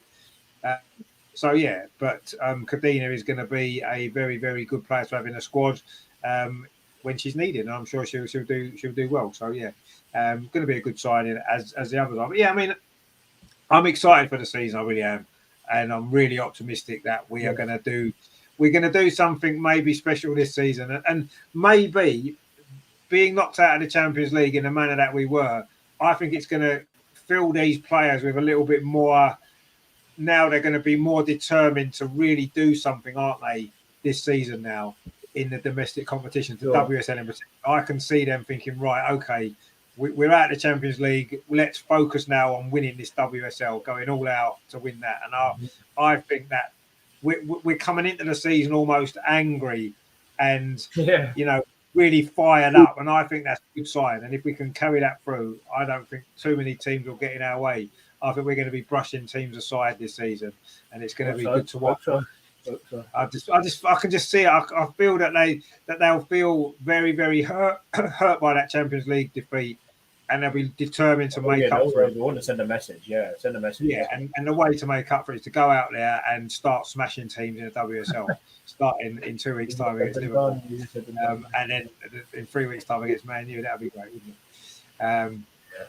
Question is a quick question though. You said Amanda Lotte. It's interesting you say Amanda Lotte at centre back. Left back obviously Steph, but would you start Noel or Cadena as right? Noel for now. You think for now, probably just go out. I think Cadena in the long term could definitely be have that position nailed down maybe until Laura comes back or something, or Laura comes back. Yeah, potentially, but I think we'll start with Noel at right back and possibly Steph at left back. I think that will be the team against Liverpool. I mean, we'll talk about that a bit more obviously in a couple of weeks' time. But yeah, I think that's what we'll do. I think Cadena is going to be there to be eased in a little bit more gradually. She's not going to come straight in and start game at the start unless there was some injury problems. I think she'll be on the bench. She'll come on a bit play minutes here and there and start adapting. That's what I think. Emerson's got a question here. He says, what are your views on any academy players coming through, except the ones we loaned out? I mean, looking at the squad we've got, is there space for academy players to get opportunities to come through? The Continental Cup group stage, potentially one or two may do, I don't know. But I think with the squad that we've got now, the first team squad, is there room for many academy players to get opportunities? I'm not sure if there is. What do you think, Andrea? Because obviously with the squad that we've got now, where's the room in that squad to pick academy players even on the bench? Yeah, it's difficult. It's only the Conti Cup, the group stage, and there are players like Gio and Lina Hurtig, Catherine Kuhl. They will get minutes in the Conti Cup, and of course our long-term injured players like Beth and hopefully Viv can get some minutes there. But academy players, it's really difficult. It's getting more and more difficult every year for the young players to have a breakthrough in the top teams.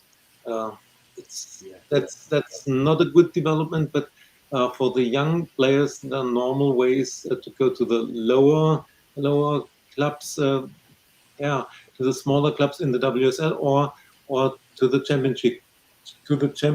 And try to get collect minutes there and have a breakthrough. But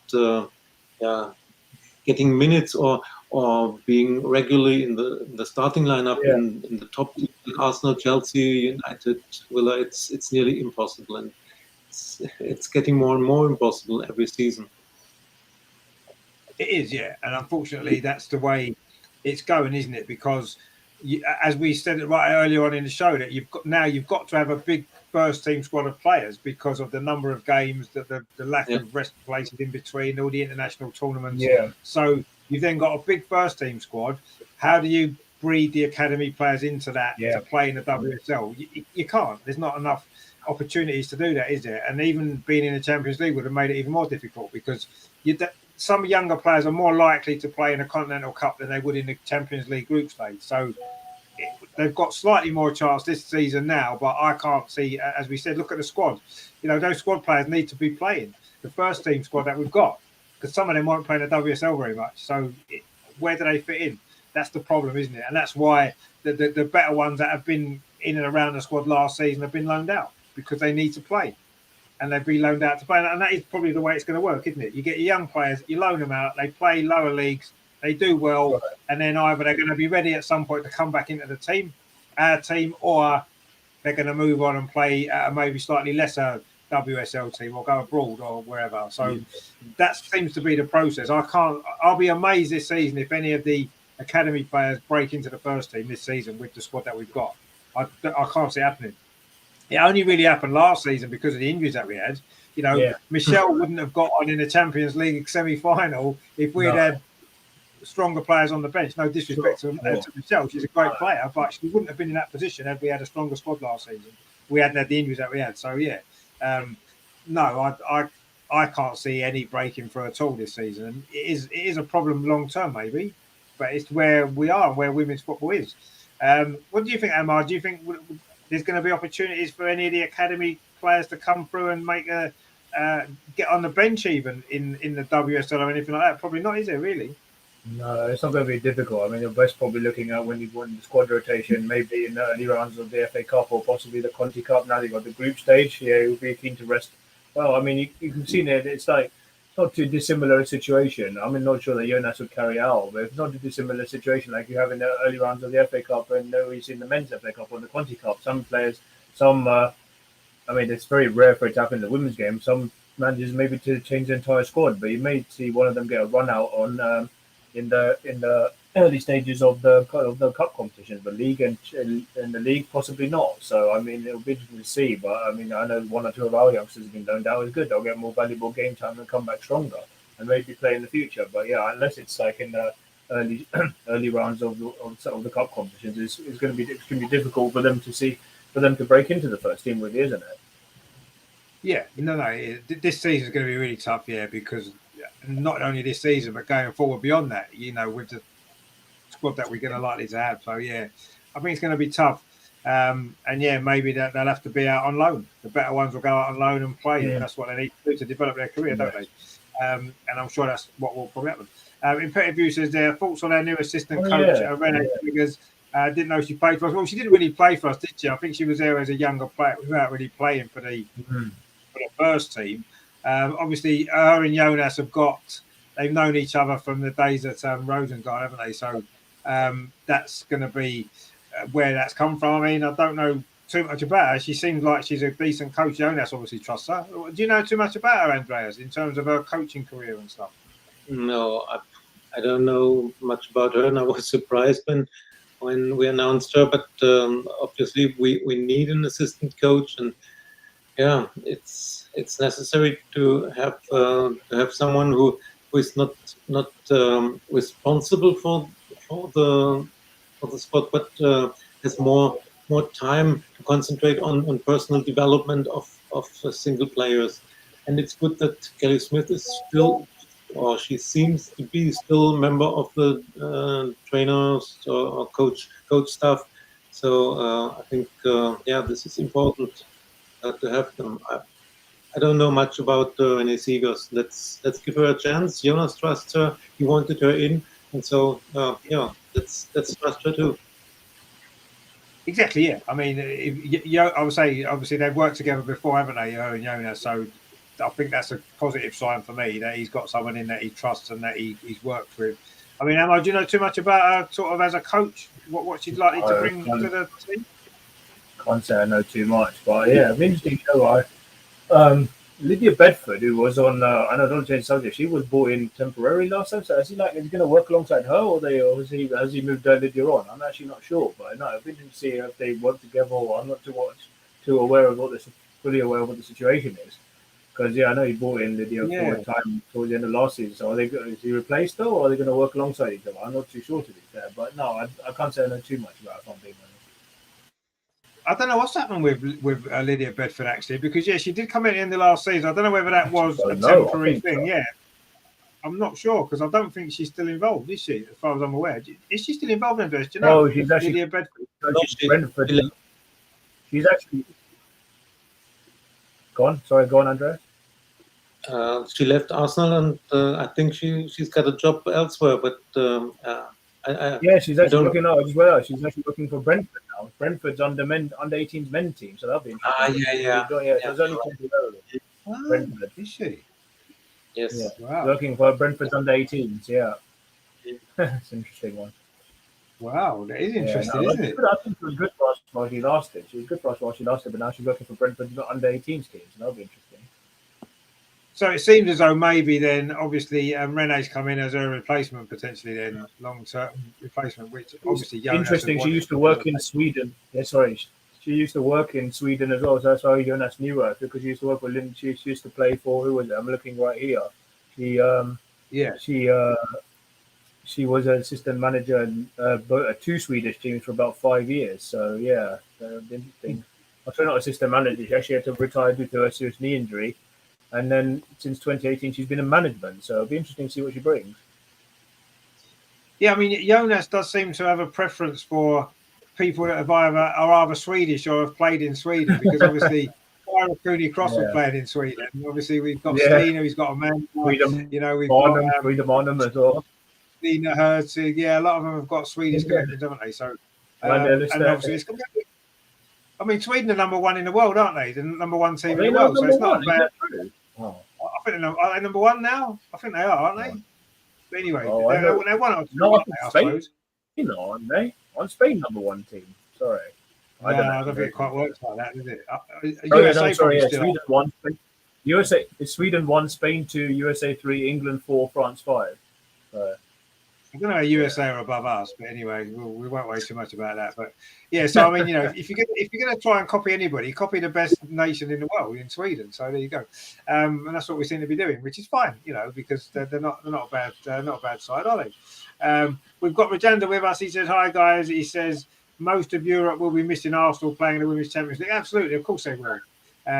Yeah, exactly, of course they will. We too. And we're gonna miss them as well, aren't we? Unfortunately, but that's what it is. But anyway, so yeah, I mean, I think we're all excited for the season, aren't we? In 2 weeks' time, it all starts, and it's gonna be an interesting season, isn't it? And we are going to be there or thereabouts with all the trophies now.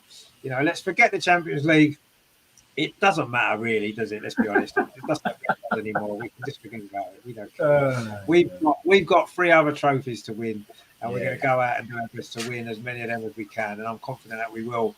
We're bringing some more silverware home at the end of the season, one way or the other. We will be doing that, and it's going to be good. Brajandra says there, we are the biggest draw to crowds in Europe. Yeah, we are, absolutely. Of course we are. We are the biggest club in Europe. There's no doubt about it. Look at the history of the Arsenal women. We are definitely the biggest club in Europe, and they will miss us more than we miss them for one season, I'm sure. Yeah.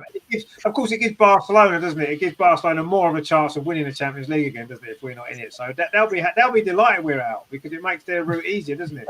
I'm sure Wolfsburg will be delighted. Leon. Don't rule out Bayern. They've got a good squad now as well. Let's not forget. I meant to give Bayern a mention. Yeah, so you never know. Still, yeah. Well, yeah, but it's we're not there, so we can't. Well, if we're not there, we know who to support. We'll support Bayern because Andreas supports Bayern. So yeah. I'll support Bayern. If there's one team I want to, I'll support Bayern happily. Yeah. It's my remaining goal for the Champions League that Bayern is doing it this season. Oh well, I mean, maybe that's what we'll have to do then. Maybe we'll have to get behind. Well, you've got Harry Kane as well. Don't forget, you got Harry Kane as well. So yeah, he doesn't play for the women's team though, does he? No, but the men's team. I'm just saying they got a decent team now as well. So yeah, if he played for the women's team, they'd probably win it because he'd score about 1 million goals, wouldn't he? If he played in the women's Bundesliga. Oh God, yeah. I didn't even George Conway linking up. That would be something, wouldn't it? It would, wouldn't it? Yeah, that'd be quite good. He probably scored a few goals. In fact, he scored tonight for the men's team, hasn't he? So there you go. But yeah, not really a surprise, is it? Let's be honest, because he's going to score goals. And now we don't have to be upset every time he scores, or we can be happy for him now because he doesn't play for Spurs. So it's nice. We can enjoy his goals for once. I enjoyed his goal for England the other week because that was a beauty. Oh, Belling, that was absolute beauty. That was a beauty. Yeah. No, but I mean, you can enjoy him scoring for England now because you don't have to feel dirty, do you? You don't have to feel dirty. But yeah, it's good. Talking of Bayern's first Champions League game next week against Manchester United as well. I would love to score against them. Well, he would, wouldn't he? Especially as they try to. Well, I don't know if they tried to buy him, but there was talk, wasn't there? They should have bought him, but they didn't. Yeah, we'll see. Anyway, so yeah, we're looking forward to the season. Of course, we are. It's going to be exciting, and we've had a great transfer window. I would probably give it a 9 out of 10 if I'm honest. As well, Yes, maybe we could have done with one more player in, but let's be honest, the players that we've bought are beyond our expectations, really, aren't they? So there you go. Terry, always optimistic, of course, as we expect him to be. Hang on, I've got where is it gone? Here it is there. He says how many more goals than 5-0 do you think we'll beat Liverpool by? Well, we'll talk about Liverpool in 2 weeks' time when we're going to do a big preview of that particular game. I don't know if it'll be 5-0. We'll see. Emerson says see you all if any are going to the Liverpool match with you. And Leon have a good team too. But none of you are talking about them. You can have all Leon. That's true. Yeah, well, Leon now, we don't care about Barcelona and Leon because we're not playing. We won't be playing against them this season, so we don't care. We don't care about them. They're gone. Yeah, we'll talk about them next year. We'll play them because we hammered Leon 5-1 last year, didn't we? So don't worry about them. But yeah, we don't worry too much about that. We're more worried about the WSL team that we're going to be playing against. Anyway, so I'm not sure we'll beat Liverpool 5-0, but we'll talk about that in 2 weeks' time. Of course, next Friday, England are playing, Lionesses are playing Scotland, which is going to be good at the Stadium of Light. So I'll be at that game. So there won't be a show next Friday because of that reason, but it's going to be good. It's a good reason, isn't it, not to do a show because I'm going to watch the Lionesses. So we'll look forward to your vlog there, Richard. I'm looking forward to your vlog already. I'll be doing a vlog. It's going to be exciting. We're going to get all the excitement going. I'm looking forward to it. And I'm sure England will win that game against Scotland because Scotland, aren't they? Let's be honest. We'll look forward to that. That's going to be good. So yeah, there'll be a vlog of that on next week, but there won't be a game. So we will look ahead after that. So 2 weeks' time, we'll be here for the WSL preview the Liverpool game, first game of the new season. Wow. You know, it seems like a long time, doesn't it, since last season finished with that disappointing game against Aston Villa. And in 2 weeks' time, it's all starting up again. So the excitement's going to return, isn't it? We're going to love it. It's going to be a great season. Terry says there, is Lee on that team we stuffed last season? Well, it is, yeah. It's one of the many teams we stuffed last season in the Champions League, except Wolfsburg, unfortunately. But never mind. They've got to beat Paris yet, though. So who knows? We'll Come on, Paris. Yeah, Paris, yeah, and PSG as well. Come on, PSG and Paris, actually. So anyway, yeah, let's look forward to that. So yeah, 2 weeks' time we'll be back for the start of the WSL season. It's going to be a very, very exciting time, isn't it? We're looking forward to that. And yeah, no Champions League for us, but who cares? We weren't going to win it anyway, were we? Let's be honest. We'll win it next season. That's better. Next season. So that's that for today then. Thank you all for joining me. I am back, of course, on Sunday for the Arsenal men away at Everton, of course, to watch along for that game. To join me for that quarter past 4, isn't it? So 4:30 kickoff. And of course, Wednesday, the Champions League is back. The men are back in the Champions League. The women are out and the men come in it. But they can't both be in it together, can they? No. So this year, it's the men. Last year, it was the women, went all the way to the semi-final. Can the men follow suit this season? We'll have to see. It all kicks off on Wednesday, of course, the game against PSV Eindhoven. And of course, we played in the Europa League, didn't we, last season? Now we're playing them in the Champions League. Yeah, of course we did. Yeah, that's right. Which is great. So that's on Wednesday. So join me for that one as well. That's going to be good. And then I say next Friday, I'm at the Stadium of Light for the Lionesses game, which is going to be good. So yeah, that is all great stuff coming up. So make sure that you do give us a like as well. Don't forget and subscribe as well to the channel because loads of great stuff coming up. Andreas, as always, fantastic to see you. Have you enjoyed the show? Not the greatest thing to be talking about tonight with the Champions League, but a lot to look forward to, isn't it? Yeah. Of course, we started with the negative points But you have to go through these disappointments too and analyze this. I'm sure the team and the staff did the same. They, even if it hurts, they had to analyze and rewatch the match. So this is what we did. We had to do this, but we had better things to discuss, the new signings and looking for the new season. I'm excited. I'm not always the most optimistic as Amar is, but I say we can compete for the title, and we will make life very difficult for Chelsea, and this is exciting. We'll have a fantastic atmosphere at the Emirates for the first two matches against Liverpool and Villa. So there's so much to look forward, and let's leave the Champions League behind. I'll watch Champions League for Bayern Munich, but for Arsenal we have 3 difficult competitions, 3 chances to get silverware, and really looking forward to the season. And it was nice to be back in the show. This is always the perfect start for the weekend, and great to be a part of it. Yeah, exactly. The weekend obviously starts, doesn't it, when our show's finished, which is coming up very shortly, which is good. But yeah, lots to look forward to over the next few months. It's going to be another great season here on the channel as well, on the show. We enjoy it as well, so it's going to be good. And Amar as well, as Terry says there, he says great show again, great start of pre-season. Second half, half-time Amar, he calls you half-time Amar. Second half substitute. Super sub, half-time substitute. Super sub, exactly. It's good to see you. We actually can see you now, which is nice as well. I should do it from here from now on. I don't know what's wrong with my office. It's much brighter than this light anyway, but yeah.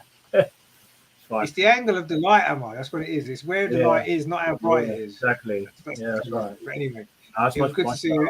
Much better up here. Yeah. Have you enjoyed obviously the show as well?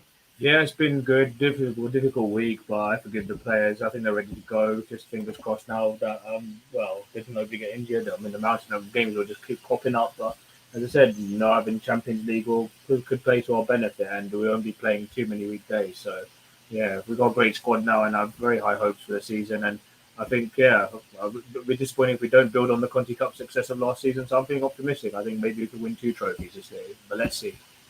Oh, 2 would be nice, wouldn't it? One last season, 2 this season, and then 3 next season. There you go. And then a quadruple the season after. Oh, God. I know Terry thinks to win the quadruple next season, but let's get this season out of the way first, and we'll see. But no, I mean it's going to be a great season, and whatever happens, whether we win 3 trophies or no trophies, it doesn't matter because we'll all be here, we'll all be enjoying it together. And that's the main thing, isn't it? And if we win some trophies, it's just a bonus, really, isn't it? Let's be honest, because the real fun is what we and watching the games, of course, as well, which is what we love. So if you are going to the Emirates, as Emerson said there, say hello. Let's all meet up if we can and get all that done as we like to do. So that's going to be good. But we'll be on the show in 2 weeks' time anyway to look forward to that Liverpool game, and that is going to be good fun. So enjoy your weekend. Hopefully the men will get the job done against Everton, where we normally lose, but who knows? This year might be different. And I say the Champions League starting. The men are back in the Champions League. Well, a long time, hasn't it, since Arsenal men have played in the Champions League? 7 years. At least 7 years. So at least we've got some European football to look forward to this season, haven't we? Even though it's not quite what we wanted. We wanted 2 teams in there, but maybe next year we'll see. So yeah, join me for that on Sunday. It's going to be good.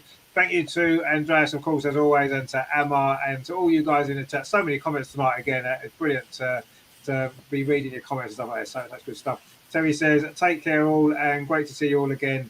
Come on, you Gooner girls, make these 3 smile for a change. They become welcome, Winters. We just had a bad week. Come on, Terry, you had a bad week as well. Come on, we've got it off our chest now, so it's fine. We can go and enjoy the weekend. So enjoy your weekend, everyone. I'll see you Sunday for the Everton game, which hopefully we'll keep smiling through that as well, because it's been a decent start for the men as well, isn't it? So we will see you very soon for that one. Take it easy, guys. Thanks for watching. Thanks to Andreas and Amar. We will see you soon. Come on, you Gunners. Let's do it. See you soon, guys. Take it easy. Thank you, guys. To Arsenal now, Frida Marnham again inside here looking for a second goal. Oh, she's got a second goal. That seals it. Frida Marnham again.